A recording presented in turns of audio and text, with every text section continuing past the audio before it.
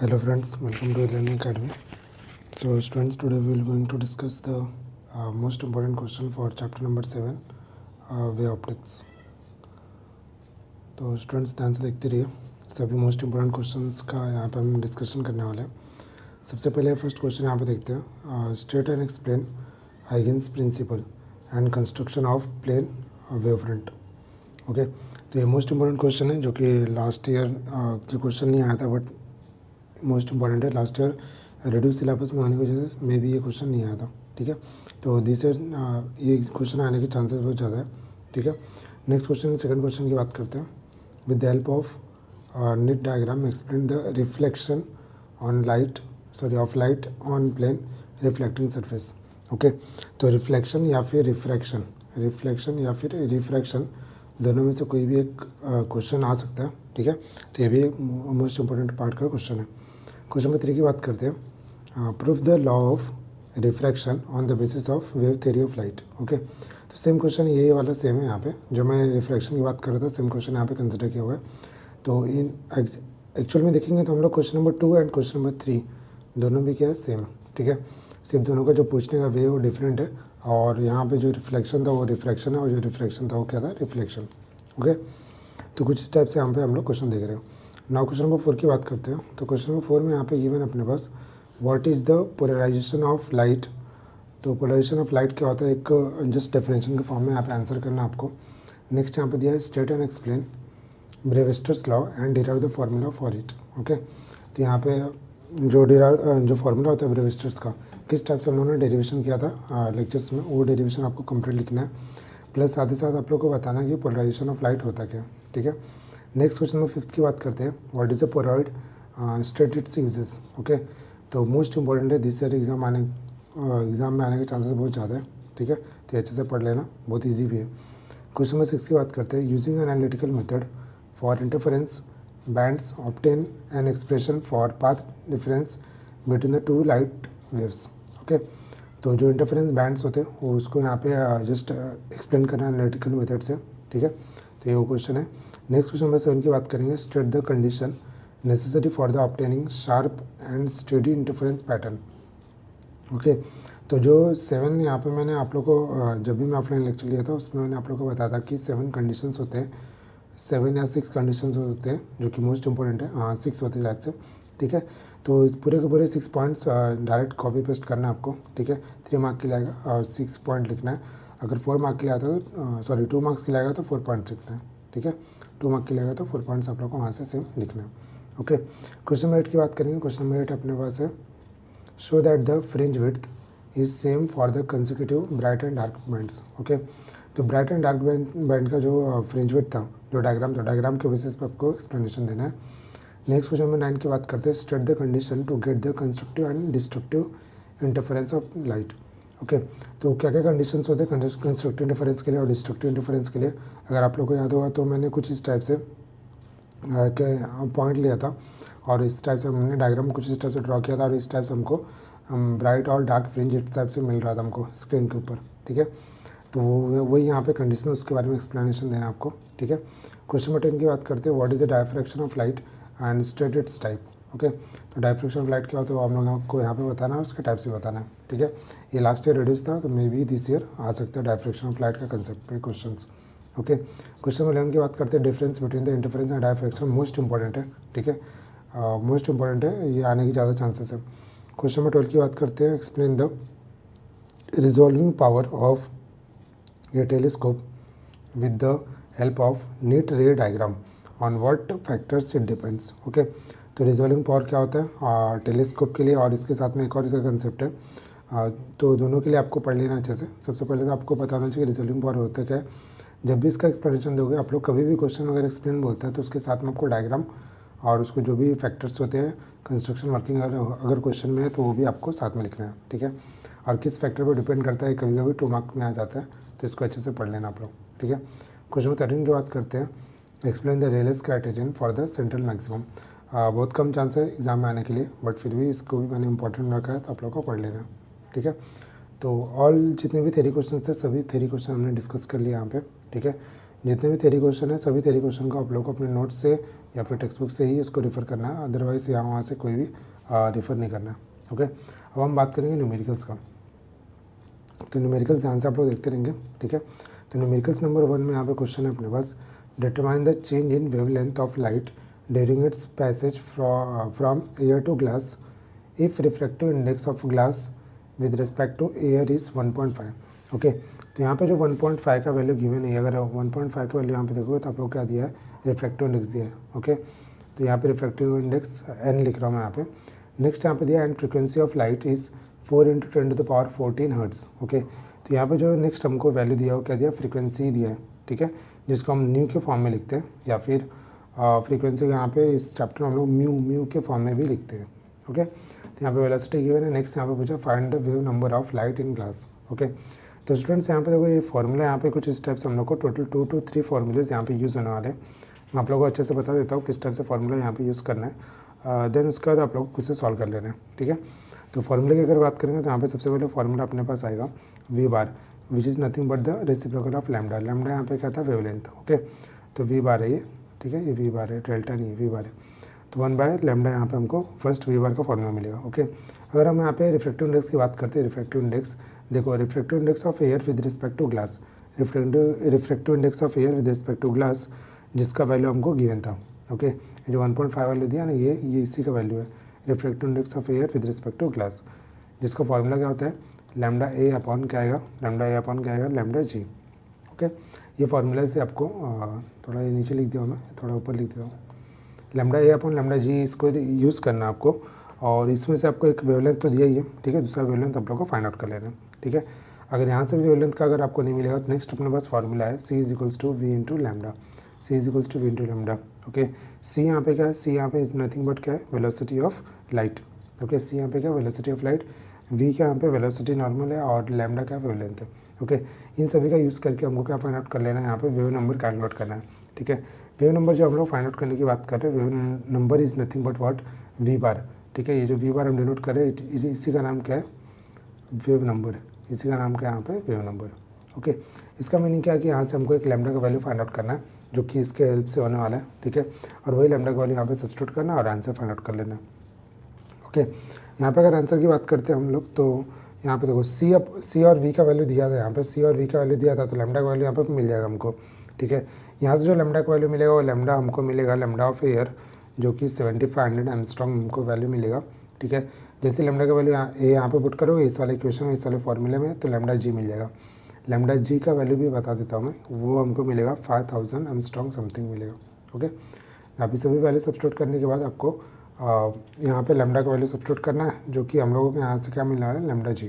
Okay, lambda के जी का value जैसे यहाँ पे सब्स्टिट्यूट करोगे तो आप लोगों को क्या मिल जाएगा, वेव नंबर। ओके, तो लैम्डा के जी का वैल्यू हम डायरेक्टली सब्स्टिट्यूट नहीं करेंगे, क्यों, क्योंकि ये जो लैम्डा है ना, ये डेल्टा है ना, डेल्टा लैम्डा है, मतलब लैम्डा ए और लैम्डा जी दोनों को माइनस करना है, तो यहाँ से आपको वेव नंबर मिल जाएगा। ओके, तो फाइनल आंसर इसका आएगा 2 × 10 आएगा 6 पर मीटर। ओके, तो इसका आंसर हो गया, ठीक है स्टूडेंट्स।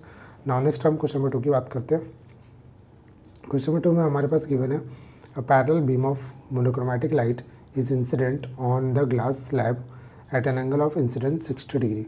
ओके, तो यहाँ पे एंगल ऑफ इंसिडेंस दिया है 60 डिग्री, जो कि यहाँ पे अगर एंगल ऑफ इंसिडेंस की हम बात करते हैं तो हमारे पास जो यहाँ पे वैल्यू है, ठीक है, यहाँ पे जो हमारे पास वैल्यू है ये आई का वैल्यू है ना, एंगल ऑफ इंसिडेंस हम किससे डिनोट करते थे, आई से, तो आई का वैल्यू यहाँ पे 60 दे दिया है। नेक्स्ट पूछा find the ratio of width of the beam in the glass to that in air. Okay, तो यहाँ पे विड्थ ऑफ बीम पूछा है, तो विड्थ को मैं अगर मैं बी के फॉर्म में डिनोट करूँगा तो यहाँ पे क्या आएगा, B of glass upon B of air. Okay, ये हमको फाइंड आउट करना है। ओके, नाउ नेक्स्ट वन और क्या गिवन है, यहाँ पे refractive index of glass given है, जो कि यहाँ पे रिफ्रैक्टिव इंडेक्स ऑफ ग्लास की बात करेंगे तो यही वैल्यू हमारे पास क्या आएगा, एन ऑफ जी आ जाएगा।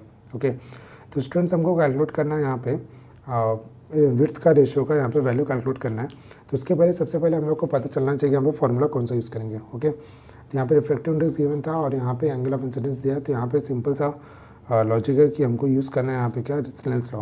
ओके, तो रिफ्रैक्टिव इंडेक्स ऑफ ग्लास का हम स्नेल्स लॉ यूज़ करेंगे, मतलब उस फॉर्म में यूज़ करेंगे, तो क्या आएगा फॉर्मूला, साइन आई अपॉन में आएगा sine r. Okay, sine i upon क्या आएगा, साइन आर। तो यहीं से हमको वैल्यू मिलेगा आर का वैल्यू, है ना, जस्ट सिंपल मैथमेटिक्स है।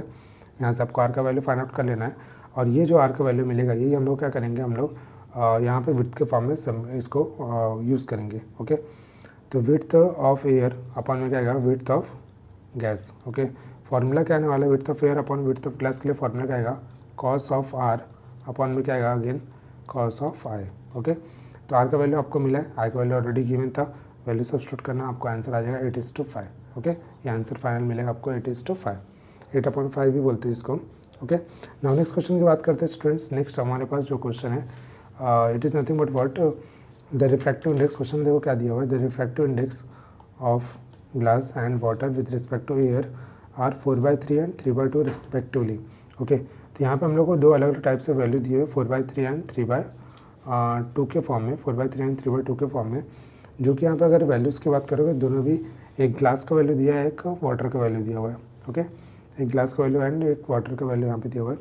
जस्ट ये वाला वैल्यू हम लोग यूज़ करेंगे और यहाँ पे सिंप्लीफाई कर लेंगे। ओके, तो क्वेश्चन में एक छोटा सा ना, देखो मे भी आंसर आपको जो भी आएगा ठीक है, बट मैं यहाँ पे चेंज कर देता हूँ। 3/2 जो वैल्यू है, ठीक है, 3/2 वैल्यू ग्लास का है। ओके, मिस्टेक है, और जो 4/3 वैल्यू है वो किसका है, वाटर का है। ठीक है, फिर से बोल रहा हूँ मैं, 3/2 जो वैल्यू है वो ग्लास का है और 4/3 जो वैल्यू है वाटर का है। ओके, यहाँ पे फाइंड आउट करना है refractive index glass with respect to water. Okay, अगर मैं वाटर को देखो, glass with respect to water पूछा, इसका मीनिंग क्या है कि वाटर यहाँ पे फ्रंट में आएगा और ग्लास यहाँ पे बाद में आएगा। ओके, इस टाइप से हम लोग को इसका वैल्यू फाइंड आउट करना है। तो फार्मूला कौन सा आने वाला, फार्मूला देखो इस टाइप का फार्मूला आएगा 1n2 = क्या आएगा, v1/v2, क्या आएगा, v1/v2। ओके, इस टाइप से आप लोग को वेलोसिटी के फॉर्मूला यूज़ कर लेना और सिंप्लीफाई कर लेना है। ठीक है, जो कि बहुत ईजी है। अगर रिफ्रैक्टिव इंडेक्स के टाइम में यहाँ पे इसको देखेंगे तो देखो इस टाइप का रिलेशन मैंने ऑलरेडी आपको जब मैं सिंप्लीफाई करा रहा था या फिर जब डेरिवेशंस करा रहा था मैं, उस टाइम पे आप लोग कराया था। ठीक है, इसका जो आंसर आएगा, आंसर भी बता देता हूँ मैं, 1.12। ठीक है, 1.12। ओके, नाउ क्वेश्चन नंबर 4 की बात करते हैं। क्वेश्चन नंबर 4 में अपने पास दिया हुआ है फाइंड द पोलराइजिंग एंगल। क्या पूछा, polarising angle for the material of refractive index is 9/5। तो 9/5 यहाँ पे हमको वैल्यू गिवन है। ठीक है, 9/5 यहाँ पे वैल्यू गिवन है, किसका, रिफ्रैक्टिव इंडेक्स का वैल्यू गिवन है, और पूछा क्या उसने, पोलराइजिंग एंगल। पोलराइजिंग एंगल पूछा मीन्स इसका मीनिंग क्या है, कौन सा फॉर्मूला यूज़ होने वाला है, ब्रेविस्टर्स लॉ का। ठीक है, तो यहाँ पे अगर पोलराइजिंग एंगल की फॉर्म में tan थीटा की हम बात करेंगे तो वो भी यहाँ पे फॉर्मूला यूज़ कर सकते हैं, जो कि क्या है, n = tan थीटा और b आ जाएगा। ठीक है, ब्रेविस्टर्स के लिए। तो यहाँ पे नेक्स्ट थीटा भी आपको कैलकुलेट कर लेना है और tan इनवर्स ऑफ n करके। ठीक है, tan इनवर्स ऑफ n, तो n हमको डायरेक्टली गिवन है तो डायरेक्ट हम फाइंड आउट कर सकते हैं। Okay, now next question number 5 की बात करते हैं स्टूडेंट्स। बायप्रिज्म एक्सपेरिमेंट पे न्यूमेरिकल आने के बहुत ज़्यादा चांसेस है for this year. Next question यहाँ पे रीड करता हूँ मैं। इन बायप्रिज्म experiment 10th dark band is observed at the 2.09 mm from the central bright point on the screen with the red light of wavelength 6400 angstrom. By how much will fringe with the change if blue light of the wavelength is 4800 angstrom is used with the same setting? Okay, तो यहाँ पे जो question दिया हुआ है students, ये हम लोग को बायप्रिज्म बेस पे क्वेश्चन यहाँ पे गिवन है, जो कि बहुत ही इंपॉर्टेंट क्वेश्चन है, तो आप लोग प्लीज़ ध्यान से देखना। ठीक है, तो बायप्रिज्म एक्सपेरिमेंट पे जब भी क्वेश्चन आएगा कुछ फॉर्मूले से जो इसके बेस पे हमेशा आते रहते हैं। ठीक है, अगर यहाँ पे हम लोग देखो विड्थ को अगर हम लोग W से डिनोट करते हैं तो फॉर्मूला कौन सा आएगा, W = λd अपन हो जाएगा स्मॉल d। ठीक है, इसके बेस पे मैंने बहुत सारे क्वेश्चन भी कराए हुए हैं आप लोग को, तो ये क्वेश्चन आप लोग को वहाँ पे मिल जाएंगे। ठीक है, बट हम लोग को देखो विड्थ का वैल्यू पूछा था क्या उसने, नहीं, हमको किसका वैल्यू पूछा उसने, हमको यहाँ पे पूछा है कि कितना यहाँ पे फ्रिंज विड्थ चेंज होगा। ठीक है, तो उसके लिए हमारे पास फार्मूला, जो टेबल मैंने आप लोगों को कुछ दिन पहले बताया था कि टेबल आपको पूरा लर्न कर लेना है, तो वो टेबल के बेस पे यहाँ पे क्वेश्चन पूछा हुआ है। ठीक है, नेक्स्ट वाई क्या आएगा फॉर्मूला उसके लिए, yn = आएगा 2n-1, 2n-1 इंटू क्या आएगा, लैम्डा कैपिटल D/2d। ओके, ये फॉर्मूला आपको यूज़ करना और सॉल्व कर लेना है। ठीक है, एन का वैल्यू क्या है, 10 है, 10 दे दिया, 10th डार्क मतलब एन का वैल्यू गिवन है, और लैम्डा डी तो आपको पता ही चला होगा 2d हो गया। ठीक है, यहाँ से आपको विड्थ वैल्यू यहाँ पे फाइंड आउट करेंगे, सॉल्व हो जाता है। ओके, नाउ नेक्स्ट अब आगे मूव करते हैं स्टूडेंट्स। नेक्स्ट क्वेश्चन अपने पास है question number 6। Okay, question number 6 की यहाँ पे अगर हम बात करेंगे तो क्वेश्चन नंबर 6 अपने पास point is situated at 6.5 centimeter and 6.65 centimeter. Okay, 6.5 centimetre and 6.65 जो सेंटीमीटर अपने को वैल्यू गिवन है। तो यहाँ पे हम लोग को ये जो वैल्यू गिवन है क्या गिवन है, डिस्टेंस। ओके, किसका डिस्टेंस है ये जो डिस्टेंस मिलेगा हम लोग को दो कोहेरेंट सोर्सेज के बीच का डिस्टेंस है, जिसको हम डिनोट करते हैं y से। ठीक है, तो ये y1 का वैल्यू हो गया और ये जो हमको वैल्यू मिलेगा y2 का value. From the two coherent sources find the nature of the illuminated at a point if the wavelength of light is 5000 angstrom. तो यहाँ पे हमको 5000 एंगस्ट्रॉम किसका वैल्यू दिया हुआ है, लैम्डा का। ओके, नेक्स्ट का फाइंड आउट करना हमको डेल्टा एल का वैल्यू कैलकुलेट करना है।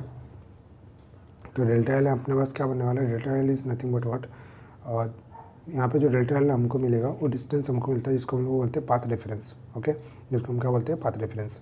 तो ये फॉर्मूला आपको यूज़ कर लेना, डेल्टा एल इक्वल्स टू क्या आएगा 2n लैम्डा बाय 2। ओके, ये फॉर्मूला यूज़ करना और सॉल्व कर लेना है। इसका आंसर मैं बता देता हूँ। इसका जो आंसर आएगा आप लोग को वो आएगा, देखो ये जो आंसर है ना, यहाँ पे डायरेक्ट फॉर्म में आंसर नहीं आएगा, हमको 3000 एंगस्ट्रॉम आएगा पहले, सॉरी 3000 लैम्डा आएगा जिसको हमको सिंप्लीफाई कर लेना है, मीन्स लैम्डा बाय 2 के फॉर्म में। तो 6000 आ जाएगा इंटू लैम्डा बाय 2। ठीक है, जैसे लैम्डा बाय 2 का मल्टीप्लिकेशन फैक्टर आता है, इसका मीनिंग क्या है कि वो कौन सा फ्रिंज है, ब्राइट है। ओके, कौन सा है, ब्राइट है। और लास्ट वाले का आंसर की अगर बात करोगे तो लास्ट वाले में आंसर आएगा, यहाँ पे मैं आंसर बता देता हूँ 0.055 mm में बता रहा हूँ। ठीक है, 0.055। ओके, क्वेश्चन नंबर 7 की बात करते हैं स्टूडेंट्स। क्वेश्चन नंबर 7 में दिया है to coherent sources of light having the intensity 81:1 produce interference fringe is calculate the ratio of the intensities at the maxima and minima in the interference pattern. Okay, तो यहाँ पे हमको इस type से to coherent sources के base पे यहाँ पे क्वेश्चन यहाँ पे गिवन है। ठीक है, जो कि बहुत ईजी है। अगर इंटेंसिटी की बात करेंगे तो I1/I2 का वैल्यू यहाँ पे दिया हुआ है। ठीक है, इस टाइप से I1/I2 का वैल्यू दिया है 81/1। ओके, तो यहाँ पे स्पेस कम है इसलिए मैं कुछ इस टाइप से लिख रहा हूँ। ठीक है, आप ध्यान से बस देखना। देखो यहाँ पे हम लोगों ने एक रिलेशन पढ़ा था, I is directly proportional to the amplitude the whole square. तो ये I directly proportional to A square है। ठीक है, तो हम लोग यूज़ करेंगे I मैक्सिमम अपॉन में क्या आएगा, I मिनिमम। इसी टाइप से हम लोग यहाँ पे यूज़ कर लेंगे A1 अपॉन में जाएगा A2 the whole square. Okay, यहाँ पे वैल्यू सब्स्टिट्यूट करना और आप लोग को यहाँ पे एक रिलेशन मिल जाएगा। रिलेशन किसका मिलने वाला है, हमको A1/A2 के फॉर्म में रिलेशन मिलेगा। ठीक है, उस रिलेशन को हम यूज़ करेंगे, किस में यूज़ करेंगे, उस रिलेशन को हम यूज़ करेंगे जो ओरिजिनल फार्मूला था I का, है ना, इंटेंसिटी का जो ओरिजिनल फार्मूला था, यहाँ पे लिखता हूँ मैं। ओरिजिनल फार्मूला क्या था, A1 + A2 the whole square maximum के लिए, और मिनिमम के लिए क्या आएगा A1 - A2 the whole square. Okay, तो जो भी A1/A2 का रिलेशन मिलेगा वो यहाँ पे सब्स्टिट्यूट करेंगे और सॉल्व कर देंगे। ठीक है, सॉल्व हो जाएगा और सॉल्व कर देंगे। Okay, now next question number 8 की बात करते हैं स्टूडेंट्स। क्वेश्चन नंबर 8 में अपने पास गिवन है अगेन बाइप्रिज्म एक्सपेरिमेंट है।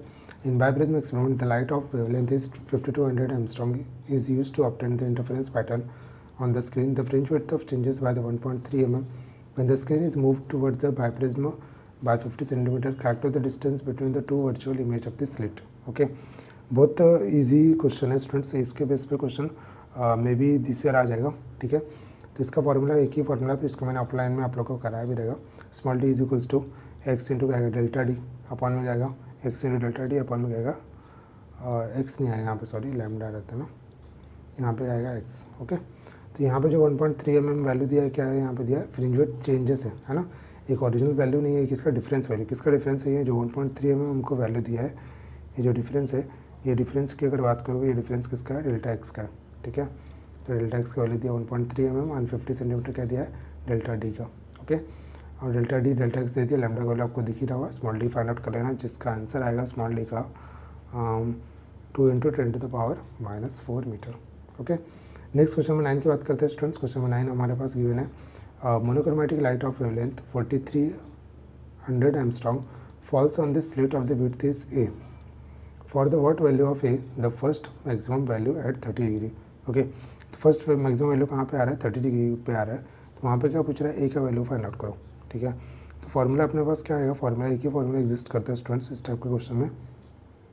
साइन थीटा फॉर n के लिए इज इक्वल्स टू क्या आएगा, 2n + 1 इंटू क्या आएगा, लैम्डा बाय 2a। ओके, इस टाइप से यहाँ पे आपको A का वैल्यू फाइंड आउट करना है, तो साइन थीटा यहाँ पे रिप्लेस कर लेंगे, थीटा का वैल्यू 30 डिग्री गिवन है। ओके, n का वैल्यू क्या होगा, अगर यहाँ पे n की वैल्यू की बात करोगे तो क्या देगा 1। ठीक है, क्योंकि फर्स्ट के लिए पूछा उसने। ओके, फर्स्ट के लिए पूछा तो n का वैल्यू क्या आएगा 1। ओके, नेक्स्ट यहाँ पे अगर लेमडा की बात करो तो लेमडा का वैल्यू गिवन है। ओके, तो इस टाइप से आपको इजीली सिंप्लीफाई कर लेना और ए का वैल्यू फाइंड आउट कर लेना है। ए का वैल्यू आपको मिलेगा 1.29 माइक्रोन मीटर। तो 1.29 माइक्रोन मीटर आपको ए का वैल्यू मिल जाएगा। ओके स्टूडेंट्स, नाउ नेक्स्ट हम क्वेश्चन नंबर 10 की बात करेंगे, जो कि लास्ट क्वेश्चन है आपको। क्वेश्चन नंबर 10 में दिया है the minimum angular separation between two stars is 4 × 10⁻⁻6 radian. Okay, तो यहाँ पे जो हमको वैल्यू गिवन है, ये किसका वैल्यू गिवन है? 10⁻⁻6 रेडियन जो डिस्टेंस दिया है ये हम लोग को एंगल के फॉर्म में गिवन है, जिसको हम बोलते हैं एंगुलर डिस्प्लेसमेंट, जो कि थीटा हो जाएगा। Okay, if telescope is use to observe them with an objective of aperture 16 centimetre. Okay, तो 16 सेंटीमीटर जो हमको वैल्यू गिवन है, it is nothing but what capital D and find the wavelength of the light.